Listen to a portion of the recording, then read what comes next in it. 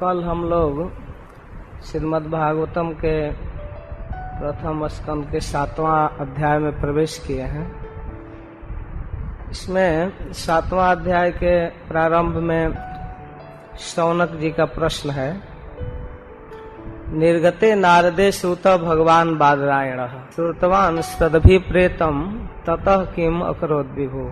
शौनक जी प्रश्न करते हैं कि हे सुत गोस्वामी, सर्वज्ञ सर्वशक्तिमान भगवान व्यास देव नारद जी के जाने के बाद क्या किए। तो कल सत्र के अंत में आप थोड़ा संक्षिप्त में सुने। सुत गोस्वामी उत्तर देते हैं कि अपने सम्याप्राश नामक आश्रम में व्यास देव रहते थे। उस आश्रम की विशेषता है कि ऋषिणाम सत्रवर्धन, सम्याप्राश इति प्रोक्त ऋषिणाम सत्रवर्धन। ऐसा आश्रम था कि ऋषियों का जो भक्ति भजन का वर्धन करने वाला था। स्वाभाविक वहाँ बद्रिकाश्रम में जहाँ व्यासदेव का आश्रम था, वहाँ प्रायः साधु संत महात्मा आते थे और सत्संग होता ही रहता था। तो उस आश्रम की विशेषता वर्णन करते हुए कहते हैं कि वह गंगा के पश्चिमी तट पर, जिसको वहाँ सरस्वती कहा गया है, अपने आश्रम के निकट बहने वाली गंगा में स्नान करके अपने चित्त को समाहित किए और फिर भगवान का स्मरण करने लगे। जैसा देवर्षि नारद ने संकेत किया था, तो सबसे पहले उन्होंने अपने मन को पवित्र किया भक्ति योग से। भक्ति योगेन मनसि सम्यक प्रणिहिते मले अपश्यत पुरुषम पूर्वम मायाम च तत्पाश्रयम। सबसे पहले पूर्व पुरुष को देखे। पूर्व पुरुष का अर्थ अनेक तरह से किया गया है।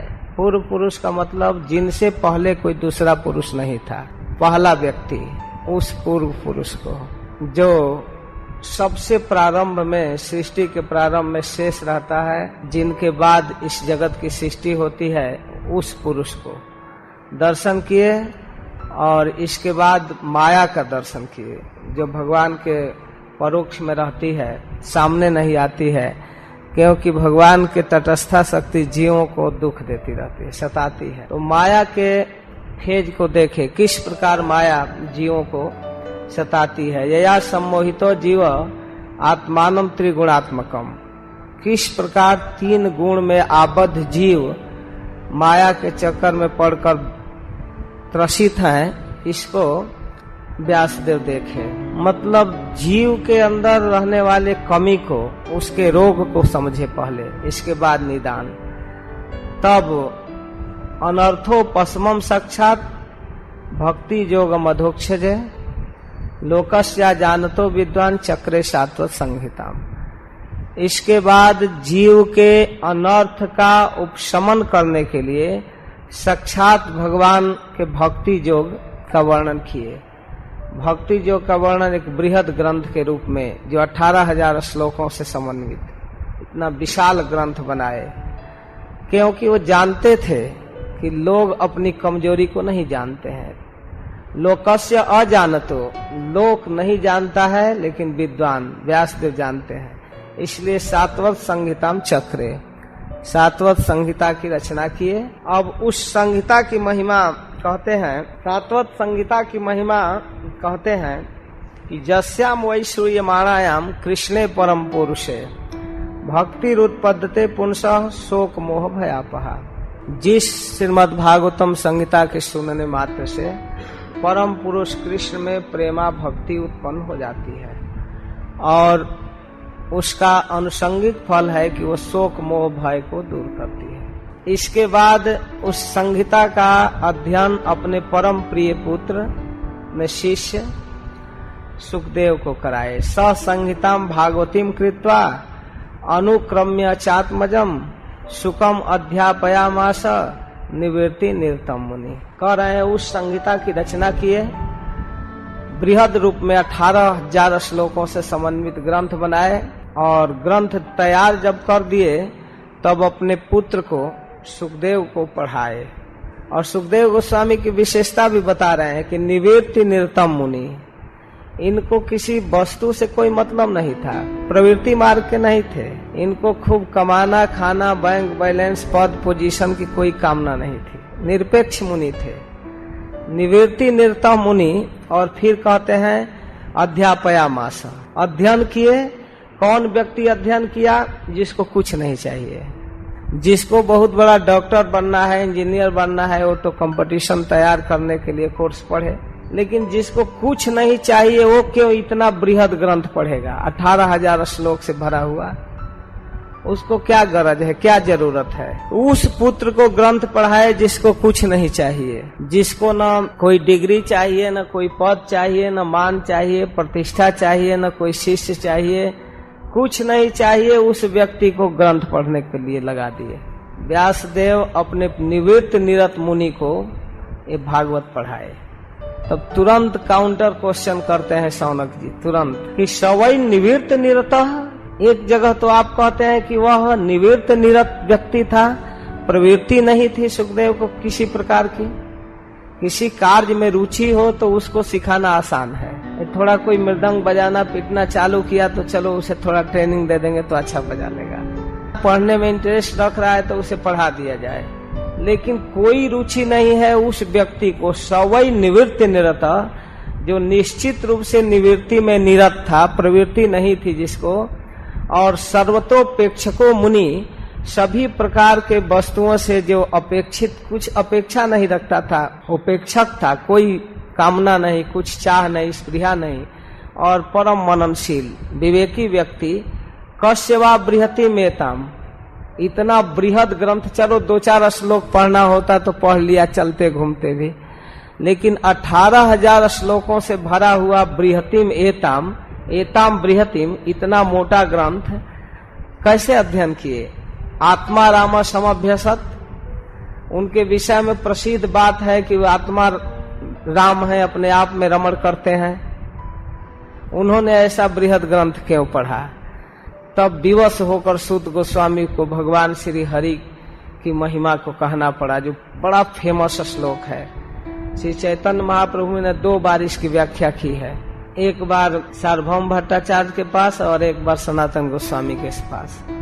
आत्मा रामस्य मुनयो निर्ग्रंथा पिरुक्रमे कुर्वन्ति हेतुकिम भक्तिम इत्थम भूत गुणो हरिहि। यह श्लोक सूत गोस्वामी शौनक जी के उत्तर में दे रहे हैं। क्यों निवृत्ति निरत मुनि क्यों अध्ययन किया? जिसको कुछ नहीं चाहिए वह इतना बृहद ग्रंथ क्यों पढ़ा, इतना विशेष? तो कहते हैं यही तो भगवान हरि की महिमा है। किसी स्तर का व्यक्ति, आत्माराम, मननशील मुनि, निर्ग्रंथा, अपि उरुक्रमे, उरुक्रमे भगवान कृष्ण के लिए कहा गया, हरि के लिए, कुर्वन्ति हेतुकिम भक्ति मिथम भूत गुणो हरि। 3 प्रकार के लोग, आत्माराम, मुनि और निर्ग्रंथ। इसकी व्याख्या तो 61 प्रकार से किए हैं महाप्रभु।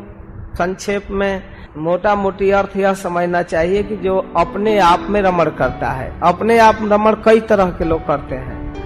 जो अत्यंत तत्ववेता ब्रह्मवेता है, जो कृष्ण तत्व को ठीक ठीक समझते हैं, यह समझते हैं कि कृष्ण ही हमारे सब कुछ है, जीवन धन प्राण, हम कृष्ण के एक अभिन्न अंश हैं। तो अपने स्वरूप भूत कर्तव्य में जो रमण करते हैं वो है आत्माराम। जिनको कृष्ण से भिन्न अपना अलग अस्तित्व नहीं दिखाई देता, जो ब्रह्म में रमण करते हैं वो है आत्माराम। अथवा जो देह को ही सब कुछ मानकर उसी के भरण पोषण में मस्त है, वो भी है आत्माराम। आत्मा का एक अर्थ देह भी है। देह को खिलाना पिलाना, अच्छा पहनाना, सुख सुविधा इसी में रखना, ये भी आत्माराम है। आत्माराम के कई अर्थ हैं। और उसी प्रकार मुनि, मननशील, विवेकी, सद असद का विवेक रखने वाला, अथवा कुछ नहीं जो मन में आवे वही करने वाला, किसी तरह का मुनि का अनेक अर्थ है। और उसी प्रकार निर्ग्रंथ। निर्ग्रंथ का मतलब नितराम ग्रंथ था, जो दिन रात ग्रंथ में ही पड़े रहते हैं, शास्त्र के अनुसार चलते हैं, वो है निर्ग्रंथ। अथवा निर्ग्रंथ का मतलब जिसको ग्रंथ से भेंट ही नहीं हुआ, बिल्कुल नहीं पढ़, गंवार। अनेक अर्थ है, तो उसमें मोटा मोटी कुछ अर्थ मैं बतला रहा हूँ। किसी भी स्तर का, कहने का मतलब किसी भी स्तर का व्यक्ति अगर उरुक्रम भगवान की भक्ति के टच में आया, उनके विषय में सुन लिया, उनके विषय में ज्ञान प्राप्त कर लिया, तो निश्चित रूप से वह खींच जाएगा। यही है भगवान हरि की विशेषता। आत्माराम मुनि भी खींच गया, इसमें कोई आश्चर्य नहीं है शौनक जी। वे कुर्वंती हेतुकीम भक्तिम, अगर भगवान के संपर्क में आए, भक्ति के श्रवण करने को मिल गया कृष्ण का गुण, कृष्ण की लीला कथा, कृष्ण की महिमा अगर किसी तरह उसके कान में गिर गया, तो निश्चित रूप से अहेतुकीम भक्तिम करने लगता है। वो अहेतुकी भक्ति करता है। यह इत्थम भूत, यही है भगवान हरि की विशेषता। सबके अर्थ किए हैं, हरि के भी अनेक अर्थ किए हैं। हरि के अनेक अर्थ करते हुए महाप्रभु कहते हैं, हरि र अनेक अर्थ दुई मुख्यतम, सर्व अमंगल हरे प्रेम दिया हरे मन। हरि के अनेक अर्थ है, लेकिन दो महत्वपूर्ण है कि सारे अमंगल टच में आते ही अमंगल दूर कर देते हैं और अपना प्रेम देकर उसका मन हर लेते हैं। ये मुख्य अर्थ है। तो इस प्रकार यह सर्व विशेषता से संपन्न हरि कि भक्ति के टच में अगर जो व्यक्ति आया वो खींच जाएगा, इसमें आश्चर्य करने की बात नहीं है। इतना बृहद ग्रंथ क्या, जीवन भर केवल कृष्ण कथा में लगा रहेगा। 18,000 श्लोक से भरा हुआ इस बृहद ग्रंथ को पढ़े कि भगवान हरि के गुणों से आबद्ध सुखदेव भागवत का अध्ययन किए और इस हरि के गुण से प्रभावित होकर सुखदेव भागवत का ज्ञान प्राप्त कर लिए और जोग पात्र देखकर परीक्षित को सुनाने गए। अब परीक्षित की कथा प्रारंभ करते हैं। यहाँ वक्ता की विशेषता कह दिए कि वो भगवान के गुण से आकृष्ट होकर भागवत पढ़े। हरे गुणा क्षिप्त मति भगवान बादरायणी अध्यागान महदाख्यानम नित्यम विष्णु जनप्रिय। हरे गुणा क्षिप्त मति, जब अद्भुत अद्भुत अर्थ करते हैं, चक्रवर्ती ठाकुर अर्थ करते हैं कि जब सुखदेव गोस्वामी भागवत के 2 श्लोक सुने तो अपने मोती पर आक्षेप करने लगे, कहाँ मैं ब्रह्म चिंतन के कचरा में पड़ा था, धिक्कार है मेरे इस बुद्धि को। हरे गुणा क्षिप्त मति, भगवान हरि के गुण जब उनके चित्त में आया तो अपने पूर्व मति पर आक्षेप करते हुए, ओहो धिक्कार है मेरे बुद्धि को कि मैं इस निर्विशेष ब्रह्म के चिंतन में व्यर्थ ही लगा था, जहाँ इतने सुंदर माधुर्य और आनंद से भरे हुए श्री भगवान हैं। उनकी रूप माधुरी, वेणु माधुरी, लीला माधुरी, धाम माधुरी, इस मधुरता को छोड़कर मैं निर्विशेष ब्रह्म के चिंतन में लगा था, इसलिए वो अपने मति को धिक्कार रहे हैं। वास्तव में मैं व्यर्थ ही समय बिता रहा था।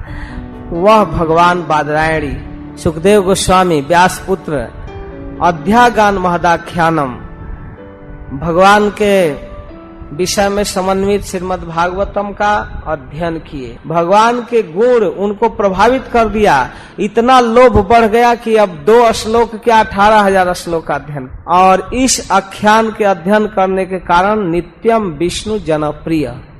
और जब इस आख्यान का अध्ययन किए और उसका प्रवचन करने लगे तो वैष्णव के समाज में प्रिय हो गए। यह प्रियता उनको प्राप्त कैसे हुई कि विवश होकर भगवान हरि के गुण को अध्ययन किए, गंभीरता से पढ़े और इसका प्रवचन किए। और ज्यों ही सुखदेव गोस्वामी ब्रह्मर्षियों, राजर्षियों और देवर्षियों की सभा में भागवत का प्रवचन किए तो इस कारण से वो भगवान के भक्तों का प्रिय हो गए। नित्यम विष्णु जनप्रिय, और नित्य ही भगवान विष्णु के भक्तों का प्रिय है। विष्णु जन वैष्णव के प्रिय हो गए। यह है सुखदेव गोस्वामी की विशेषता। भगवान की भक्ति करने के कारण, भगवान के गुणों को अध्ययन करने के कारण और प्रवचन करने के कारण इतना प्रसिद्ध हुए, प्रिय हुए, वैष्णव के प्रिय हैं सुखदेव गोस्वामी। परीक्षित के विषय में कहते हैं, हे ब्राह्मण, अब मैं ऐसे राजा की कथा कहने जा रहा हूँ जिसके जन्म की चर्चा, कर्म की चर्चा और मृत्यु तीनों की चर्चा करते ही कृष्ण कथा निकलती है। परीक्षितो अथ राजर्षे जन्म कर्म विलापनम संस्थाम च पांडुपुत्राणाम बक्षे कृष्ण कथोदयम। एक ऐसे राजा की कथा अब मैं कहने जा रहा हूँ जिनके जन्म की चर्चा करेंगे तो कृष्ण कथा कहे बिना नहीं रुका जाएगा, क्योंकि जन्म के पहले यह कहना पड़ेगा कि माता के गर्भ में भगवान ने उनकी रक्षा किया था। इसको बिना कहे नहीं जन्म की कथा कही जाएगी। भगवान का सबसे शुरू में दर्शन गर्भ में ही किया था, और जन्म में जीवन में जो बहुत महान महान कर्म किया, भगवान कृष्ण की कथाओं की स्थापना, लीला स्थली की स्थापना, वृंदावन में बैजनाथ के साथ मिलकर उन्होंने वृंदावन को सजाया, ब्रजभूमि को, और अपनी जनता के सामने कृष्ण कथा के लिए प्रचुर अवसर देते थे। जहां जाते थे महाराज परीक्षित की सुविधा के लिए, प्रसन्नता के लिए जनता उनको कृष्ण कथा प्रस्तुत करती थी, ड्रामा, कोई कथा प्रसंग, और उससे महाराज खूब खुश होते थे। तो जिनके कर्म में भी भक्ति रही, कृष्ण कथा, और मृत्यु की कथा कहते ही पूरा भागवत निकल गया। अपने जीवन के अंत में गंगा के तट पर बैठकर भागवत सुने। तो इनका जन्म, कर्म और मृत्यु तीनों कृष्ण कथा का उद्गम स्थल है, कृष्ण कथा निकलती है। और ऐसे ही संस्थाम च पांडु पुत्राणाम, महाप्रयाण की कथा में कृष्ण कथा निकलती है। तो इस प्रकार सुखदेव और परीक्षित की विशेषताओं को संक्षेप में कहकर और परीक्षित की जन्म की कथा कहने के लिए भूमिका के तौर पर 2-3 अध्याय में उलझ गए सूत गोस्वामी। बहुत सुंदर प्रसंग आ गया, इसलिए कहने लगे। कहना चाहते हैं परीक्षित के जन्म की कथा, लेकिन अभी 2-3 अध्याय के बाद जन्म की कथा आएगी।